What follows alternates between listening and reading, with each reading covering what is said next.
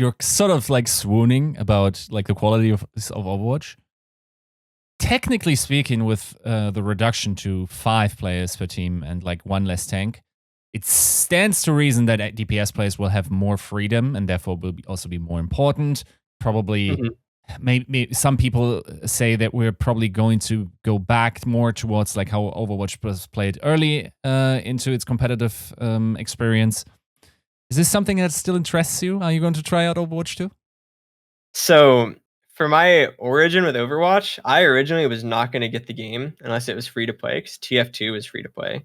I was like, oh, I'm not going to get the game. And then I like saw a gameplay reveal originally, and that was what got me to actually get into it. So like right now, I feel like it's kind of on that same boat where it's like at the moment, I'm not like too interested on coming back. Like maybe if it's like really good and promising and like everybody's saying it's like insanely good, feels just like the beginning of the game, I might try it out. But as of right now, it's not really in the playbook. I'm really enjoying Valorant. Like right now I'm like playing like 9-10 hours a day, like ranked, just spamming the game. Kind of like how I was doing back in the day when I was like 16 playing Overwatch, and it feels really good to me.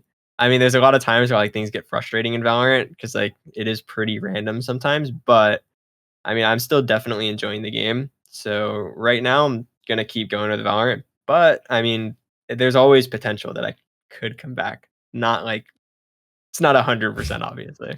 Right. I guess as a last question, if we exclude the answer that you've given about like the hero shooter abilities and like the MMO style and that type of thing being like an attribute, is there something else that you miss about Overwatch playing Valorant competitively at the moment? Like just any type of aspect of the game. Yeah, it could be the game, it could be the scene, it could be whatever. I think okay, so for scene like players, I think everybody in Overwatch is a lot more like friendly. Like everybody's like really chill. I feel like Valorant, like everybody's kind of got a little bit of beef. Like not everybody has beef, but like there's obviously some people that just like don't necessarily like certain people or anything like that. It's not like too big of a deal. But for like the game specifically, I kind of liked with Overwatch. Like I obviously don't think you can do this in Valorant. You shouldn't be able to do this, but I like being able to swap agents mid game in Overwatch. Like being able to counter people on the fly. Like way back when, like you're playing, I don't know, say goats for example, when it's goats meta, and you're playing Zen goats, and the other team rolls out and they're running like triple DPS, like Pharah type stuff. Like you're gonna swap over to Moira. Like that's a quick adaptation that you can do. Like being able to make those quick changes to your comp to like counter people.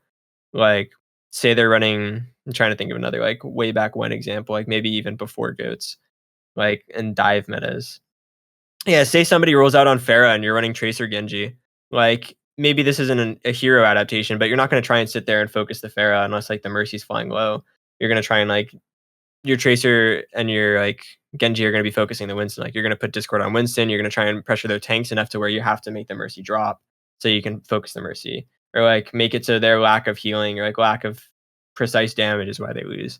Like I feel like being able to swap and adapt to like punish people's stuff like that is a lot more like of a thing in Overwatch than it is in Valorant. Like the only real Valorant example I could give you to like punish teams is that like say they're not running a flash character, you can play more in the open. Or like if anybody follows Valorant and like they're aware of the maps, Icebox like on B site, it's very hard to plant without a Sage wall. And a lot of people nowadays aren't really trying to run Sage because like they want to run more of like a typical Sentinel, like Chamber or Killjoy, so they don't have to worry about mid, and they get to like, use those little turrets or the bots or whatever. And now that people aren't running Sage, you can sit there and you can spam them through a wall when they're planning, and it's like really, really punishing. But other than that, it's not really like, oh, hey, I can just swap off of Chamber and go Neon this round and just, oh, now I can run away from their Raze Rocket. Like I kind of did like that type of stuff, being able to swap to like McCree, or maybe back in the day, like we just randomly swapped triple tank soldier or something like that. That was a very fun aspect of the game to me. One thing I gotta tag on because it kind of piqued my interest is you said like it feels like everyone was a little nicer in Overwatch. Is that just the players that you interacted with in ranked and whatnot, or does that extend to the community experience? So, what's the different flavor of fandom, I guess, in those two scenes from your perspective? Okay, so when I was talking about everybody's friendly, I was mostly talking about like the players. all the pro players. Like, I feel like any pro player, I could just like go and be like, "What's up?" And they're just like genuinely like really nice, and like I get to have like a nice interaction with them, like learn about them, like just like whenever anybody was coming into the scene and somebody just like has wants to have a genuine conversation with me, it just felt like really chill. Like I remember I made friends with like Ria, who was on Hangzhou Spark, for example, and like Roki, those guys, and they're like really cool people.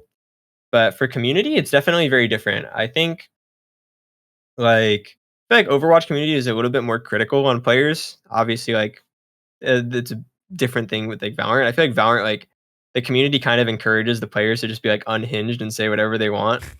So it's more of like I feel like Valorant community is way more jokes. Like everybody's just like joking around. Like everybody on Twitter is like making like memes about like say a team like absolutely trolls like one round and that just costs them the game. Like everybody's memeing them for like forever. It's like just absolute jokes. Like people are trolling no matter what.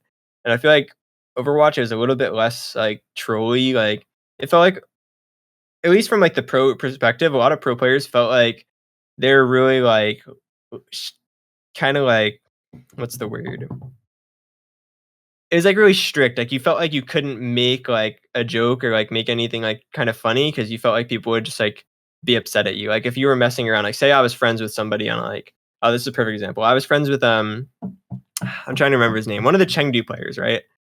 On like the original Chengdu when it was my season, and we played them. And he tweeted something about like it was like 10 shots, 0 hit. ZachaREEE Hanzo so good. And a lot of people were just shit talking me on that. But he was referencing a part in the game where he was trying to shoot me and he missed every single shot. And like I'm in the middle of the open and he whiffed like 10 ass shots on me when I'm playing Hanzo. He couldn't hit me at all. And I got out. And everybody in the community just starts flaming me on Twitter. Like full blast flaming me because we lost the match. And it's like, dude, this guy's literally saying that he missed, he played Yeah. bad, and I'm getting cooked. It's Yeah. like you felt like you couldn't tweet anything or like have any like friendly banter with anybody, or else people in the scene would be like really mad at you. But I mean, for like tiny communities and like people with like for my like Twitch fan base and stuff like that, like I have a lot of people from my Overwatch like fan base way back when that still follow me to this day. And like they're like the genuine like the nicest people ever. Like I love them to death. They're like absolute sweethearts. Like there's a lot of like really nice people.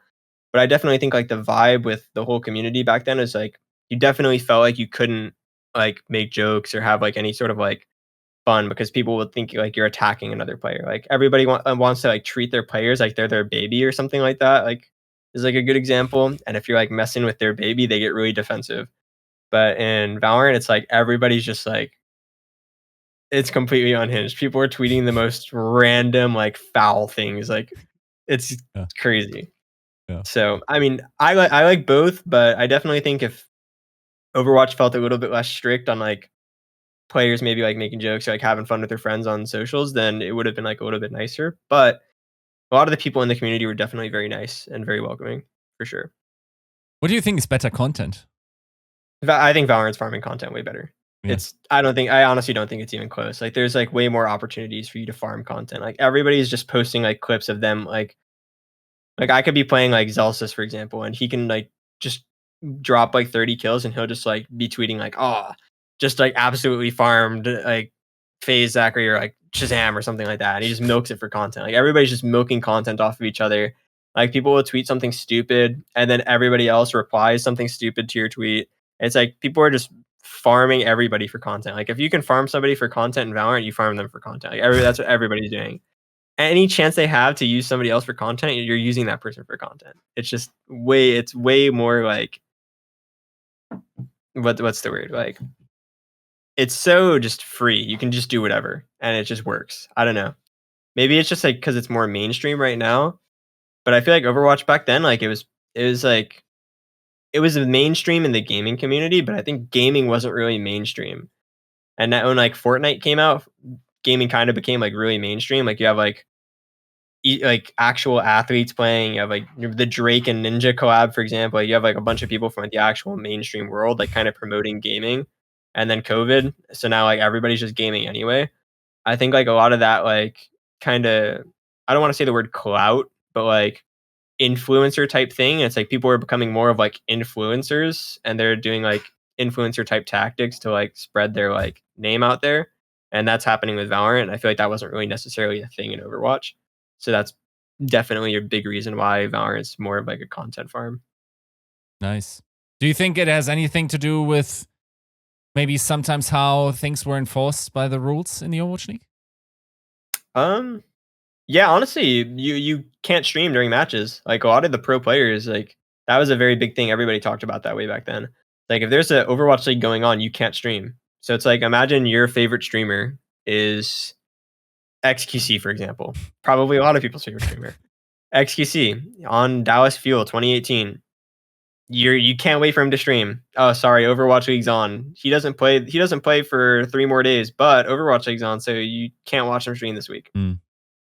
It's definitely a bit rough. And then it was like people were trying to make pro pugs for content back then, which honestly, like whatever. I didn't play in them because I just didn't want to play in pro pugs. I feel like it's a little bit gatekeeping, but I mean, people did it for it and it was fun. Like they wanted to do it for content. And Blizzard's just like, sorry, you can't stream that.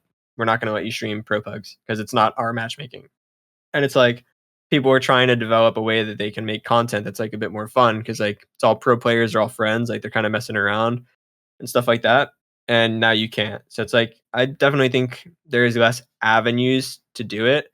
And I feel like if we were to consider like content creation like a game, right? The game was less developed back then. Like people didn't know the strategies of the game, like how to produce content, how to get it across like multiple channels, stuff like that. But I do think like that whole thing with not being able to stream during Overwatch League was pretty big hindrance because like imagine we have VCT on, right? And now you're watching VCT. That's the only Valorant, like high end Valorant, you can watch the whole day.